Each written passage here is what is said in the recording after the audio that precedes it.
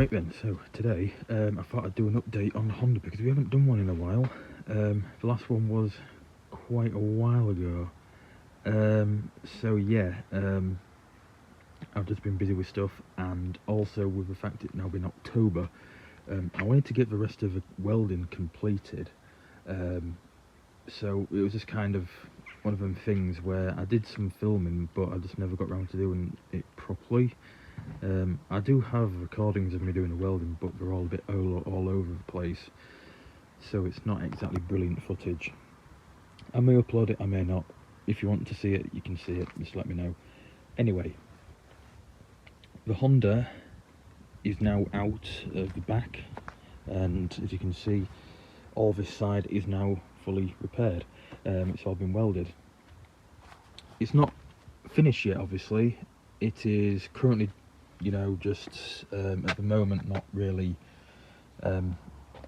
painted properly. It still needs epoxy and all here and filling, and as you can see, all this needs finishing up.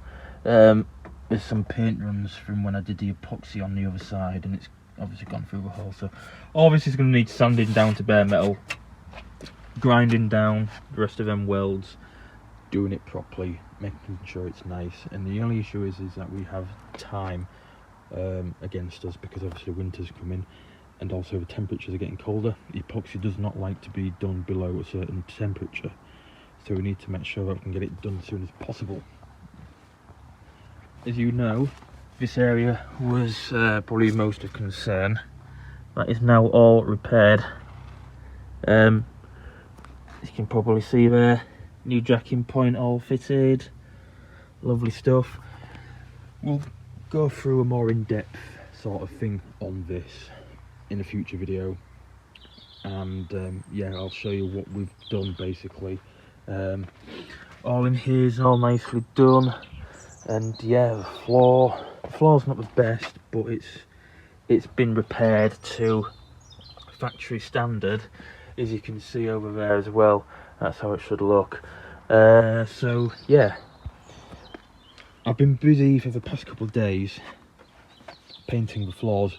I've removed all the old sound deadening out of the footwells because I wanted to just make it look nice inside, because I also had to cut away at the sound deadening to get to the floor on here, and leaving it all cut off and stuff, it just looked crap. So I thought, you know what, sod it, let's just do the whole floor, get it all off, get it painted. So that's all in zinc, Electrox from Built Hamber at the moment, that's curing. This one I did beforehand, zinc and epoxy primer, so that's all epoxied, that one. So I'm going to do that for the rest of them. We're just letting this dry, and it's a bit cold today, it's about 8 degrees. I think it's going to warm up maybe later on in the week. I'm going to get 14, 15, 16, maybe even 17 degrees, so that'll be more ideal for that. But yeah, it's just too cold. What happens is the drying time is just a lot longer, and it's not ideal. So yeah, the floor is looking very bare at the moment. There's no handbrake or nothing in at the moment. All the crap is in the back. So the idea is I want to get this all painted, get it all sealed, seam sealed, brand new, get the interior back in. You'll be thinking, hold on a minute, why aren't you putting sound in? Don't worry, we are going to do that. I just need the interior back in because it's just in the way. So I really want to get that in. And then probably next year in summer, we'll take the interior back out, get the sound deadening in, also do this bit as well. I'm going to leave the back for now, and then we can do the back at a later date in summer, because all this needs painting inside the boot, all that. It wants to look good, it wants to look nice. I want it to look good.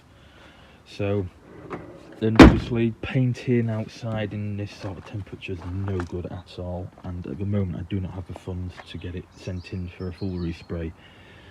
So we're just kind of, waiting for things to do basically at this point. So yeah, other than that, there's not much else to say really, other than what other jobs am I going to be doing. Underneath it'll need doing. That'll probably have to wait until next year now, to be honest with you. So ideally want to get all the brakes and stuff all sorted, get the fuel tank back on, get it moving, you know, sort the front suspension out, that's all rusty, so refurbish all that, get it all nicely done.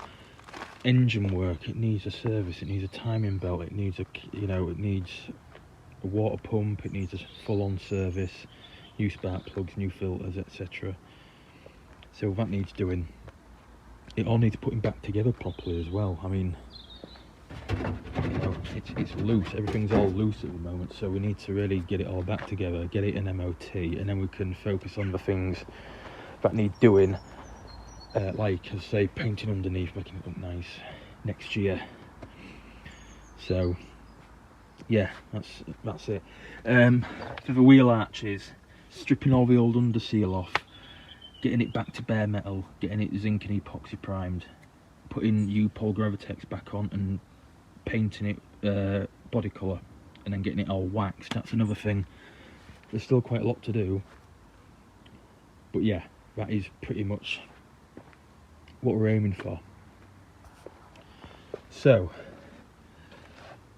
there will be a few more videos coming in the later days, in the next coming week or so, because I want to do a little tutorial on how to repair leaks on these cars. These cars are notorious for leaking in the front footwell, and the most common area is down here behind the wing, and also definitely on that side as well, where the behind the scuttle panel. So we're going to reseal all this, redo it all, make it look nice, make sure it's watertight, because we do have a leak in there actually.